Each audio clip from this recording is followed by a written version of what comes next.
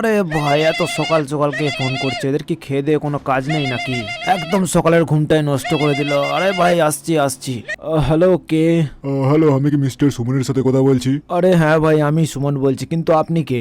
আমি military base থেকে army colonel বলছি। আপনাকে অতি শীঘ্রই আমাদের মিলিটারি বেসে আসতে হবে, কারণ আপনি এখন আমাদেরকে বাঁচাতে পারেন। সো গাইস, যেমনটা তোমরা দেখতে পেলে আর্মি কর্নেল মিলিটারি বেস থেকে আমাকে কল করেছিল কোনো একটা সাহায্যের জন্য।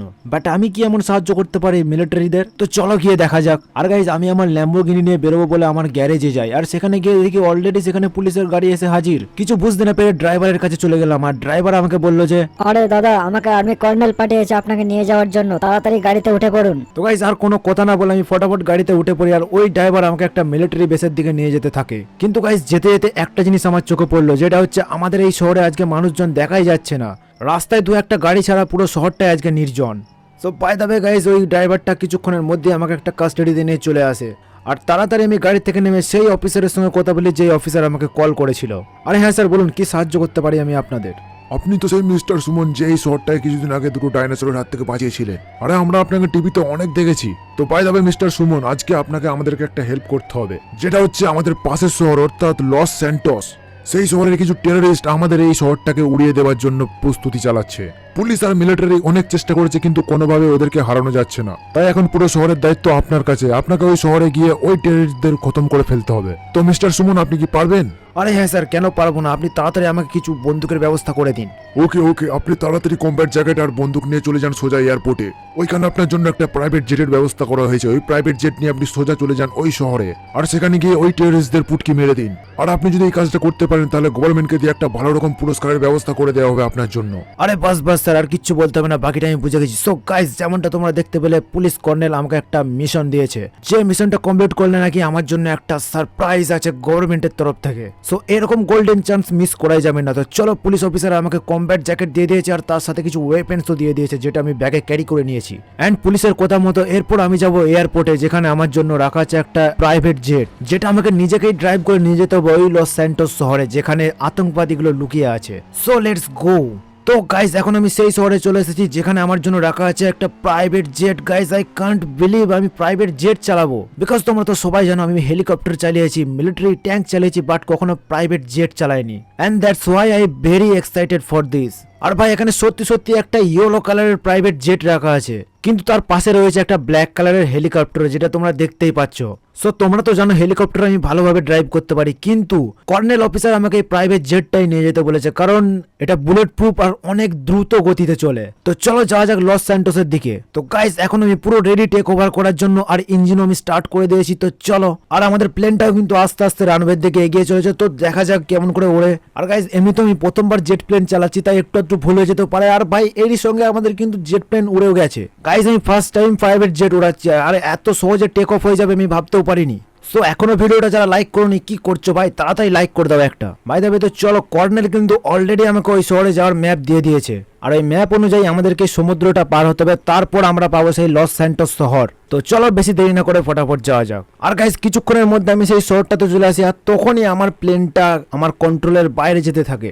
মানে প্লেনটার সিস্টেম খারাপ হয়ে যায় আর ক্র্যাশ হওয়ার জন্য নিচে পড়তে থাকে। কিন্তু গাইস, আনফরচুনেটলি আমার কাছে কোনো প্যারাসুট না থাকায় আমাকে প্লেনটাকে জলেতেই ক্র্যাশ করাতে হয়, আর ক্র্যাশ হওয়ার পরে প্লেনে ধরে যায় আগুন। কিন্তু গাইস, প্লেনটা পুরোপুরি ব্লাস্ট হওয়ার আগেই আমি জলে ঝাঁপ দিয়ে দিই, আর এখানেই আমি ভাগ্যক্রমে বেঁচে যাই। তারপর সাঁতার কেটে আমি একটা সি বিচে চলে আসি, আর এখানে এসে দেখি পুরো বিচটা ফাঁকা। গাইস, আমার মনে হচ্ছে ওই টেররিস্ট গুলো এই বিচটাকেও কবজা করে নিয়েছে। তো বিচে এসেই সবার প্রথম নিজের সেফটির জন্য নিজের পিস্তলটা হাতে নিয়ে নিই, আর চারিদিকটা দেখতে থাকি আশেপাশে কেউ আছে নাকি। কিন্তু গাইস, যেমনটা তোমরা দেখতে পাচ্ছ, আশেপাশে মানুষ তো দূরের কথা, একটা পশু পাখিও দেখা যাচ্ছে না। তো এভাবে পুরো জায়গাটা এক্সপ্লোর করছিলাম, আর তখনই আমার পাশে উপর থেকে একটা জ্বলন্ত বাইক এসে পড়ে। বুঝতেই পারলাম না যে কি হচ্ছে এসব আমার সাথে। এন্ড ফাইনালি আমি যখন একটা রাস্তার ধারে এলাম, তখনই দেখলাম এখানে কয়েকজন লোক মিলে রাস্তা ব্লক করে পার্টি চালাচ্ছে, আর গাড়িগুলো ছিল মাহিন্দ্রা থার। মানে বোঝা যাচ্ছে এই লোকগুলো খুব একটা সুবিধার নয়। আর গাড়িগুলোর কাছে এসে দেখলাম এখানে একজন অজ্ঞান অবস্থায় পড়ে আছে, কিন্তু সে বেঁচে আছে না মারা গেছে সেটা আমি জানি না। আর এসব দেখতে দেখতে হঠাৎ আমার উপর কয়েকজন অ্যাটাক করে দেয়। আমি কিছু বুঝতে পারলাম না, তাই ওদেরকে আমি জিজ্ঞাসা করলাম যে কেন ওরা আমাকে মারছে।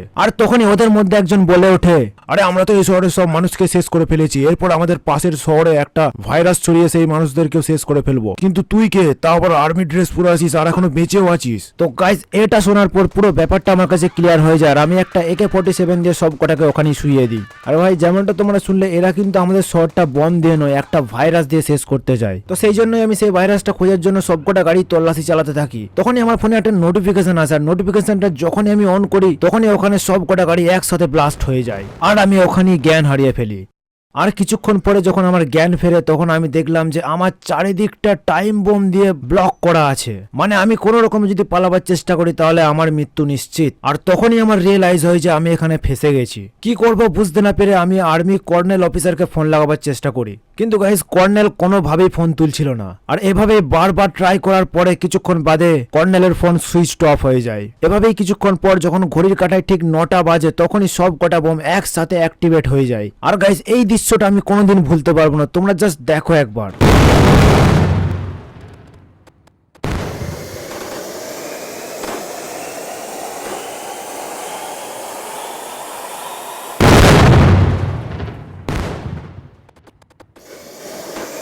এটা বুঝতে পারলাম যে বোমগুলো ঠিক 9টার সময় ফাটার কথা ছিল আর তাই হয়েছে, কিন্তু আমার কোনো আইডিয়া নেই যে কে বা কারা আমার সাথে এরকম করছে। কিন্তু যাই হোক এটুকু বুঝতে পারলাম যে এরপর হয়তো একটা পালাবার রাস্তা পাওয়া যাবে, সেই জন্য ওই ফ্লোর থেকে আমি সোজা নিচে ঝাঁপ দিই।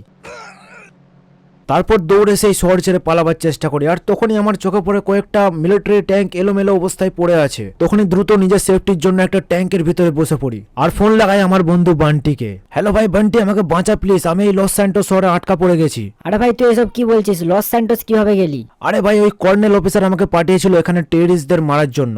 আরে ঠিক আছে ভাই, আমি তাড়াতাড়ি একটা হেলিকপ্টারের বন্দোবস্ত করছি। কিন্তু ভাই দুঃখের বিষয় এটাই যে আমাদের এই 3D শহরে কিন্তু অনেক বিপজ্জনক হয়ে পড়েছে।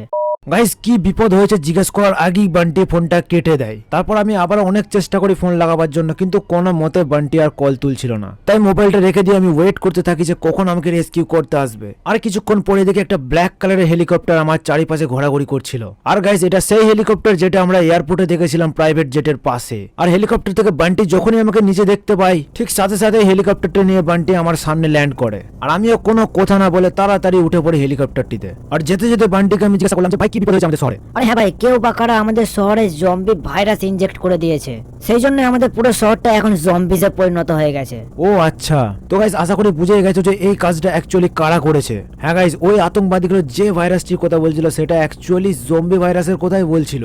So by the way guys, যেমনটা তোমরা দেখতে পাচ্ছ আমরা চলে এসেছি আমাদের সিটিতে, কিন্তু গাইস আমরা হেলিকপ্টারটা নিচে ল্যান্ড করতে পারবো না, কারণ অবভিয়াসলি সবাই জম্বিজ হয়ে গেছে, আমাদেরকেও জম্বিজ বানিয়ে দেবে। সো তার জন্য একটা খোলামেলা বিল্ডিং এর ছাদ চাই। তাই আমি ভাবছি আমি যে শোরুমটা বানিয়েছিলাম সেই শোরুমের ছাদেই ল্যান্ড করব।